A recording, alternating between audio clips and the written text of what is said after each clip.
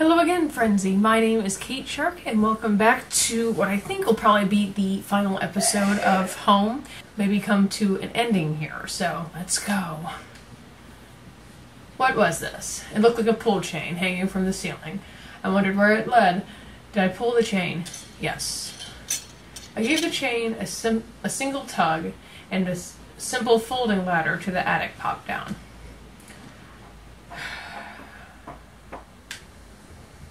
Oh dear God. Norm was into some freaky shit. What's this? Oh, I didn't want that. I guess that was the door. Yeah, it was just a little door there. Alright, Norm. There was a large cardboard box that had been sealed. Did I open it? Inside the old cardboard box was a pile of clothes, photos, and even shoes. As I looked closer, I realized they were Rachel's. What were you doing here, Rachel? Were you responsible for poor Norman downstairs? Why would she leave her shoes there, then? I think Rachel and Norman were into some freaky, like, 50 Shades of Grey shit.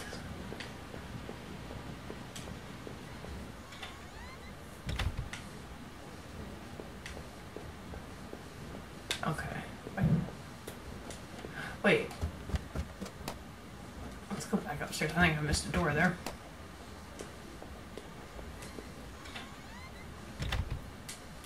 I was entirely surprised to see this, to find the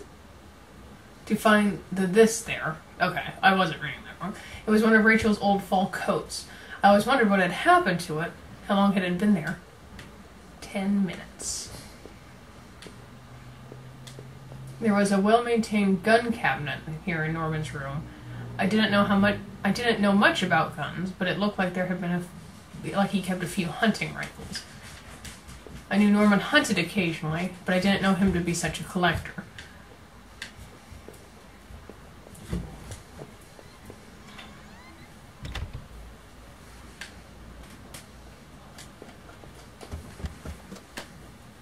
All right then. The general store was small, but it was clean. It had the usual things: postcards, snacks, magazines, and canned goods. I never went there much. Rachel usually stopped by after work if we needed anything. Alright. The register was mostly empty, and a fat stack of travel magazines sat beside it. I wondered if someone had robbed the place before killing Norman upstairs. The icebox seemed to be unplugged. It must have been off for a while. Most of its contents were half melted. Oh, that's going to be fun to clean up later. What was the matter, Norman? Cheated on your hydro bills, too. Wait, what? There were various postcards from the area, especially from the tourist traps. One of the postcards showed an old black and white photo of the water tower. It looked to be in much better shape then. It had a big hole blasted out of the side. Of all the postcards, that one seemed to be the most popular. There were only a few left. That night continued to take horrible turn after horrible turn. It had been weeks since I'd last seen Norman, but to find him like that, who could have done that to him? Seeing the dusty box of old clothes was a shock. How long had they been there? And what was Rachel doing at Norman's place? I felt like I had only discovered more questions and no answers, but I was close to home. It was time to find out the truth. Oh yay, rain. TV standing there. Let's see.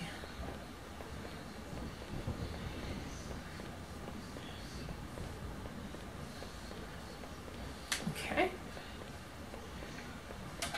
I had the wrong gate. This one was locked.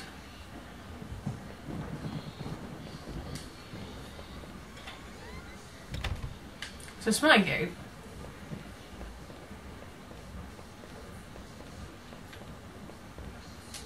The neighborhood's local post box. A letter was sticking out as if someone hadn't pushed it all the way in. I knew it wasn't right, but did I look at the letter? The envelope was addressed to Norman. There was no return address, but the handwriting looked familiar. I took a deep breath and opened the package. Norman, I'm sending this to you in a letter because I'm afraid to tell you this in person. What we did, well, it was wrong. My husband isn't an easy man to be with, but he is my husband and your friend. I need some time to sort this out, away from you both. I'm going away for a while. I'm going to tell him. Norman, so you don't think you can hold it against me. Maybe we'll work it out. I'm not sure. Wait, maybe we can work it out. I'm not sure I even want to, but he deserves at least that much. Goodbye. I wonder who that was. I didn't know what to think. My mind was racing, my heart pounding. I had to get home. I just had to. I had the wrong gate. Wait a minute. I had entered our backyard. The rain gave me a terrible sense of foreboding, and it chilled me through my clothes. I was expectant, but also afraid. I never did fix this gate. It was stuck. I needed to press on. There was no turning back at that point. I thought I saw something. I was trying to go back and look.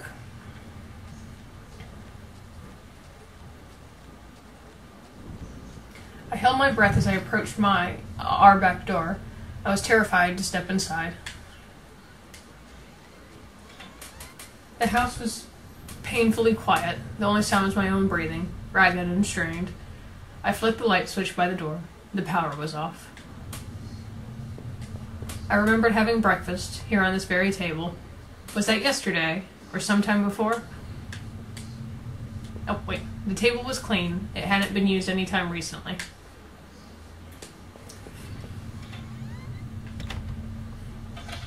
The door to the basement, it was locked. Where had I put that damn key? There was a small pile of mail on the floor, in front of the mail slot. How long had I been away? Why hadn't Rachel picked this up? Most of the contents were bills. There was a credit card bill there. Did I open it? Yeah, why not? I ripped the bill open and read it. To my surprise, it said something about canceling my credit card due to non-payment. What the hell?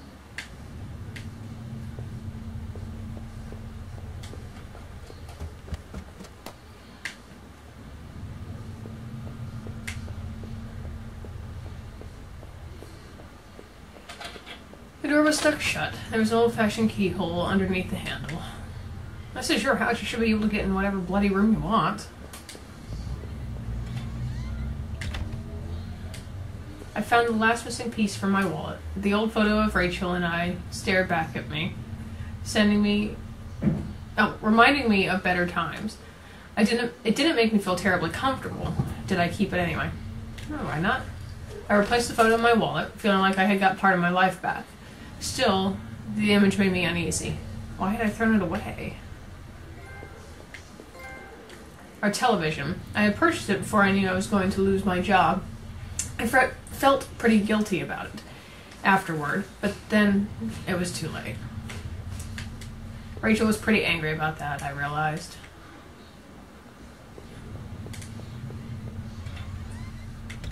Well, to be fair, if you didn't know you were going to lose your job. Oh my. Our hallway mirror had been smashed, its pieces scattered around the floor. Yes, it looks oddly familiar. Our sink, which needed to be replaced. One of the taps always stuck. I hadn't gotten around to fixing it yet. That old house was charming for sure, but it wasn't always easy. We were lucky enough to get a house in one of those wonderful old claw-footed bathtubs. It seemed impractical at times, but it was part of what made that house a home. Oh, and the toilet. Let's see.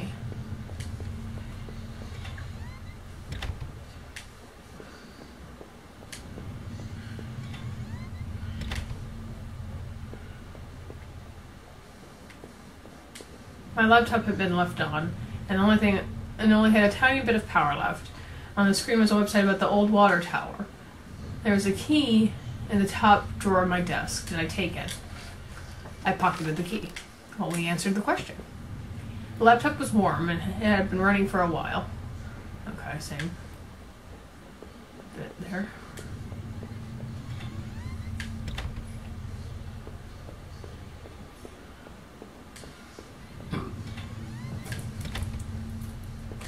The books were half mine, half Rachel's. Hey, now that I looked more closely, it looked like the man in that house had some kind of the same books as I did. My wife's, Rachel's, suitcase was on the bed. It was closed, but I had a feeling what was in it. Did I open it? Yes. Inside Rachel's suitcase were a few days' worth of clothes, some personal effects, and a train ticket. As I stared at the ticket, I could feel myself flush with anger and resentment. The date and time matched the receipt I had found. Rachel, why? Were you really going to run away with Norman? Was I really such a monster?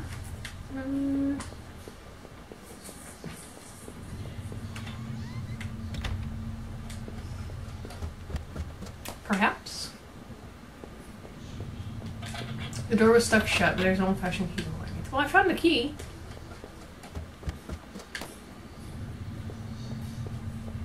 Wait, was that toppled over before? The front door was locked from the inside. I couldn't go out, though. I needed to see if Rachel was there. Okay. I unlocked the basement door. Oh boy. What will we find in the basement? There were old Christmas decorations in the box. I couldn't even remember our last Christmas. The garbage bags were stuffed with old paint cans and supplies. There was a dirty old key there. Did I take the key? I took the small key and tried to remember what it unlocked.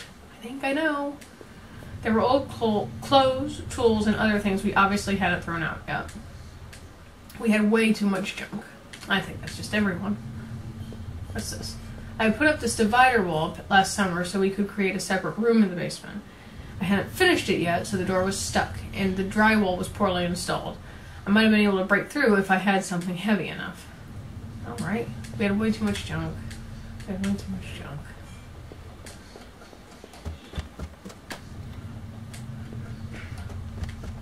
Is it this one? The grimy key I found in the basement unlocked the door. It looked like the room had been tossed around. The furniture was a mess. Did somebody break in here? There was an old crowbar on the door. Did I need to take the crowbar? Yes. I left the heavy crowbar. I appreciated its weight. That's a weird way to describe that. Good God.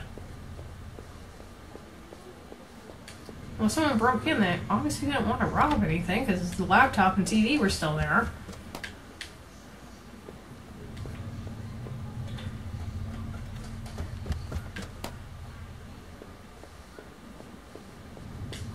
Did I break through the wall with a crowbar? Yes. With a heave, I swung the crowbar at the wall. I smashed a hole large enough to step through. That did not look big enough, but okay. As I stepped through the broken wall, my breath caught in my throat. This was it. Was Rachel down there? Was she okay? What the hell? Is that a tree? Don't look. Oh, God. What is... It looks like Christmas trees are all down here. Don't look. Well, you know, if I don't look, I don't finish the game. What's this? A filthy-looking pile of rags had been dumped in the corner. The stench of them was awful and made my eyes water.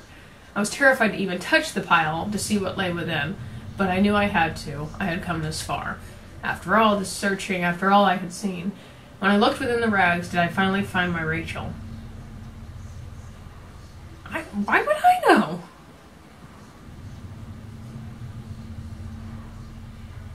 I'm going to say yes, because that seems about right.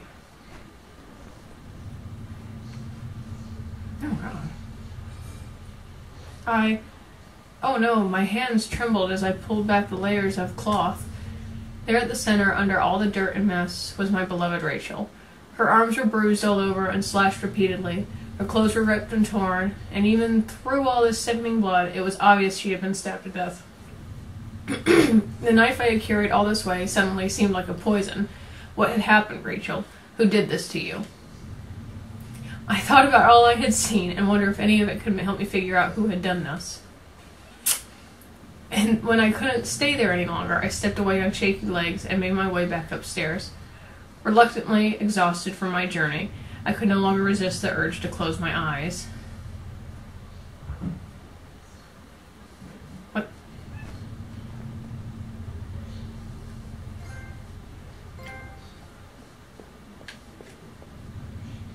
Maybe I would use some of Rachel's travel books and find some place to go. You know, your wife's dead in the basement. You know, I think we'd call the cops. Is my wallet within its contents intact? Either I dropped that stuff or someone else did. Maybe I was sleepwalking in, or maybe somebody stole it from me. Norman's store, that forest, the water tower. Was I at all those places before? I say yes. I didn't see how it could have happened any other way. I must have been the one to lose my wallet and its contents. But what does that mean? What does it mean? What does it mean? There, that was decided. Okay. No matter what, I needed some kind of escape.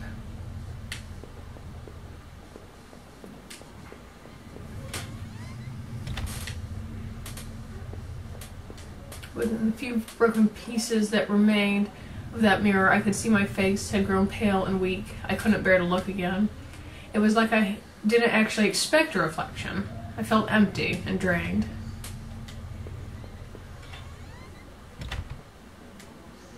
The reflection in that grimy glass was only a shadow, a whisper. I still love the old-time charm of that clawfoot bathtub, though it seemed like cold comfort then. Rachel loved this part of the house. The quiet in that room unnerved me terribly.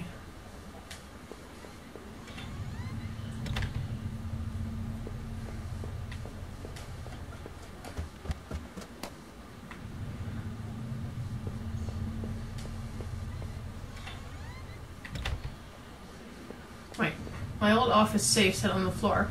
I used to keep tax records and other important documents in it. I used a digital passcode lock, but I didn't have the code. Maybe I had left it somewhere.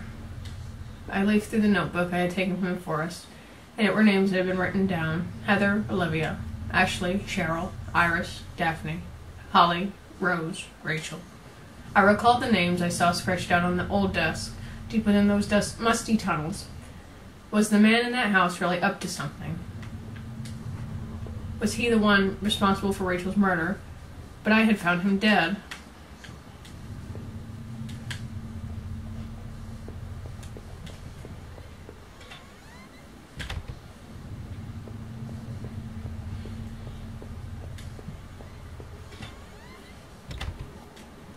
It was a letter I had taken from the postbox. Rachel, were you having an affair with Norman? But why? I didn't think things were that bad. In the letter, Rachel seemed concerned. She almost seemed worried of what Norman might do. Did he do that to Rachel?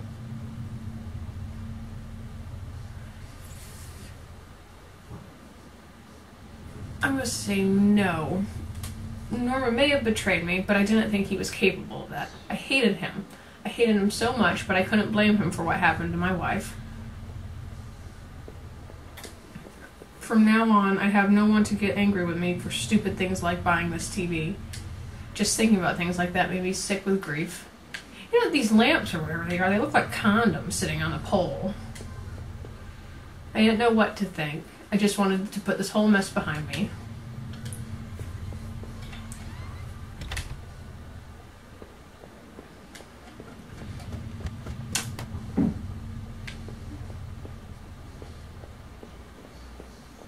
The mail still sat there, heaped on the floor. How long had Rachel been lying in the basement? I couldn't leave, not until I had thought about this some more. I needed answers. Well, you're not really giving me any, dude. I couldn't go back down, not until I got over everything. I needed to make sure I was perfectly clear. Oh, here we go. There'd be no more dinners here, no more chit-chat over breakfast, at least not for us. I couldn't recall when I last ate, but I wasn't hungry in the least.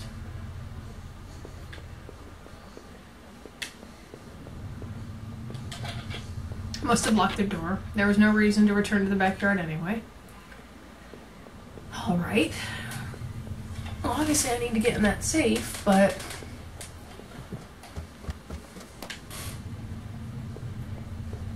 I already went in here, yeah?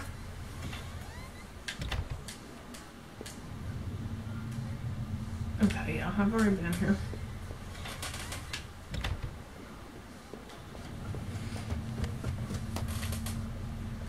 That's the bathroom. Did I go in that door? Here we go. It was the key card I found in the factory, the one that allowed me to slip through that door. It seemed to me that was probably Norman's, but if that were true, what was he doing back at the plant? Did I think Norman was going back to the factory? It didn't seem like he would. No, somebody else was using that locker room, but who? I had made up my mind. The laptop was dead, but I found some notes and loose paper in the drawer where I had found the key. There was a yellow sticky note with an 8-digit code on it. Oh god. 4R3UHER3. Did I take it? Yes. The code looked like it might be for the safe, but what kind of phrase was that? Oh, I even looked well enough to try to decipher it. There wasn't anything more to find in the desk. Okay, so let's see if we can find the safe and figure out. I think that's my bedroom. Yeah. Alright then.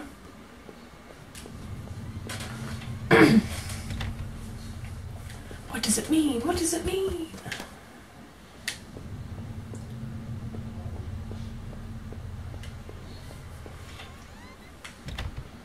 Alright then. The code I found should have left.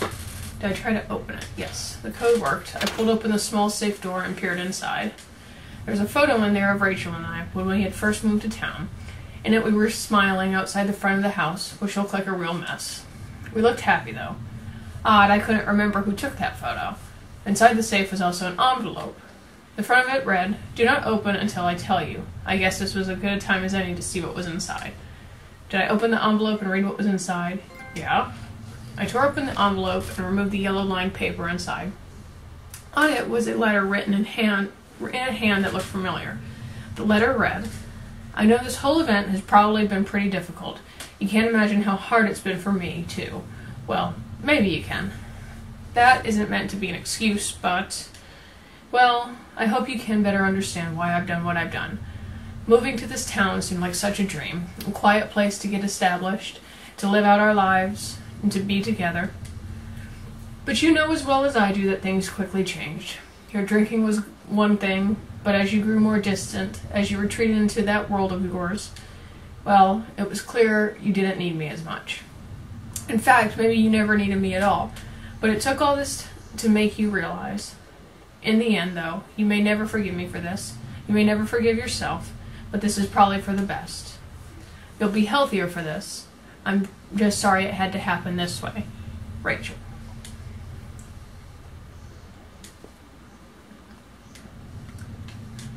All right.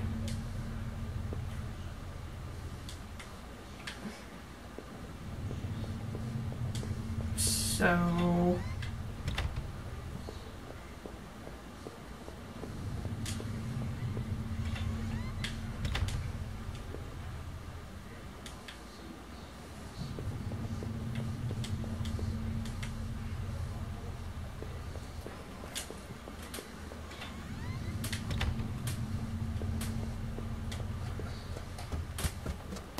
seemed like I had seen all there was. Maybe I thought I was ready to go back to the basement. Oh, maybe there wouldn't be anything for me to find, but I had to at least take a look.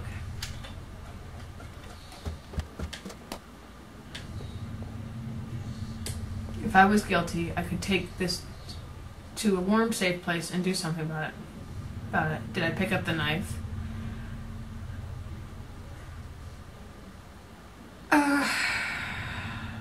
Let's say no. No. There were other means of dealing with this. Now that I stood there, I realized I couldn't go back into that room again. I had already seen too much. I needed to put an end to this situation one way or another. Well, let's go then.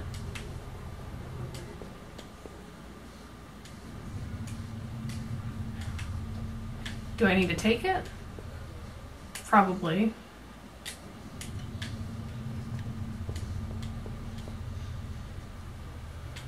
Well, you're not giving me many choices here.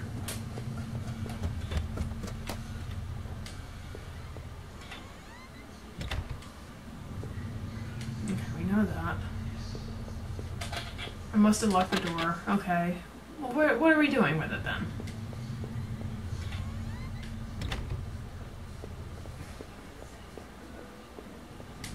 It seemed like the mail. Okay, yeah, we know.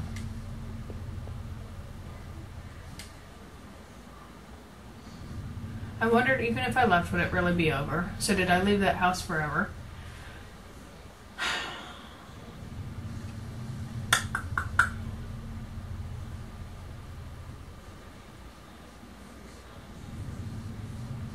Yes.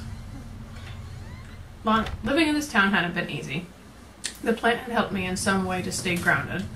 It kept me in line, gave me something to do, and helped me get away from my past. When the factory closed, everything changed. I guess that was when I had started sleepwalking, disappearing for hours at a time. I had MRIs and piles of doctor's reports, but nothing seemed to help, not even drinking. But I swear I had tried to give it up. I know it. The sleepwalking never really went away, though. But I know Rachel had tried. I know she had even tried to be there. I know she had tried to be there for me even when everything was falling apart. This night had unearthed terrible truths, but I knew it was a final act of a long-standing horror I'd been living. Waking up in that house tonight was the final cruelty. I wish I remained unconscious in that room forever. Even the man I had found in that old place was a mystery. Why he was dead, or who had done it to him, was not something I could even begin to understand. Or why, for that matter, I was in that damn room in the first place. After making it out of those tunnels, I thought those sewers might feel safer. I was wrong. The security tape I had watched showed someone being attacked by what looked like two people. But who was it that was attacked? I had found the contents of my wallet scattered through town. Why the hell had I been there? Had my sleepwalking gone to some new extreme? The thought that I couldn't account for my whereabouts, but knew I had been to that forest, and even Norman's place, well, it was terrifying. I didn't know what that meant, but at least I had recovered things. Hopefully, I thought, that would cover my tracks, so I wouldn't be blamed for all this. Deep within those woods, though, there were things that came truly awful. Finding that notebook only made things worse. Rachel's name had been on that list, so what a terrible plot was she part of? There was a similar list of names on the desk back in those tunnels. What was the connection? Whatever had happened, I knew at least that Norman wasn't the one who kept going back to the factory. I hoped it meant he had nothing to do with that guard's violent end. But who had been rooting through those lockers or drinking in that boarded-up room? After the factory, I thought I might find some solace if I could just get to Norman's store. But all I had found were more horrors and more questions. Now that I would really consider it, that's when I should have seen it coming. Norman, what were you and Rachel up to? It was obvious things were more complicated than I'd ever imagined. How long had you been going behind my back? And more importantly, Norman, why Norman? Excuse me. Whoever had killed Rachel had probably gone after you too. Maybe they knew about what you were up to. I would never know peace, Norman, but despite your transgressions, a part of me really did hope that you would. When I had marched through the rain towards home, I desperately clung to the hope that this would end. And I guess in a way it did. But how could I have known how hopeless it all was? I had started to feel as disoriented as when I sleepwalked. To think of it now, our house used to feel so lively, so warm, but coming into the kitchen, and I only felt cold, empty tension. Every terrible thought I had up to that point was suddenly a possibility, but nothing could have prepared me. My wife dead, ruined, discarded. Rachel's death was a terrible mystery to me, one that would haunt me forever, unless I did something about it. For what solace can a man take in the death of his wife? What comfort can be offered? Rachel had been taken from me, and I might never know why. As I swung open the door and stepped out into the night air, I caught the scent of a wet grass and fog. Rachel, my beautiful wife, just the thought of her again, cold and inert, shook me from head to toe. What would I do now? Who could I turn to? It would only be a matter of time before the police got involved, before the neighbors knew. The front lawn was soft and giving beneath my feet, and I couldn't shake the urge that I shouldn't stand there, but rather that I should run.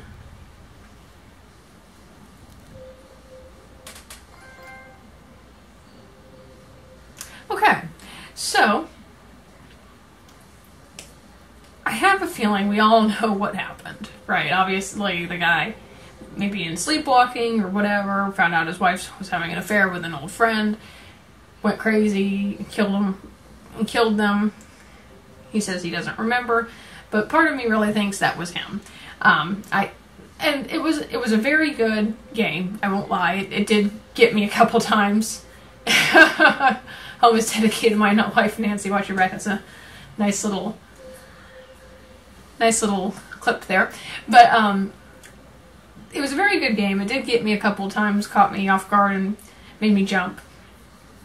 I know there's other endings to it. I probably won't be playing it again to see the other endings. I'll probably look them up and see what possible endings there are. But it was a good game. I did feel like the story was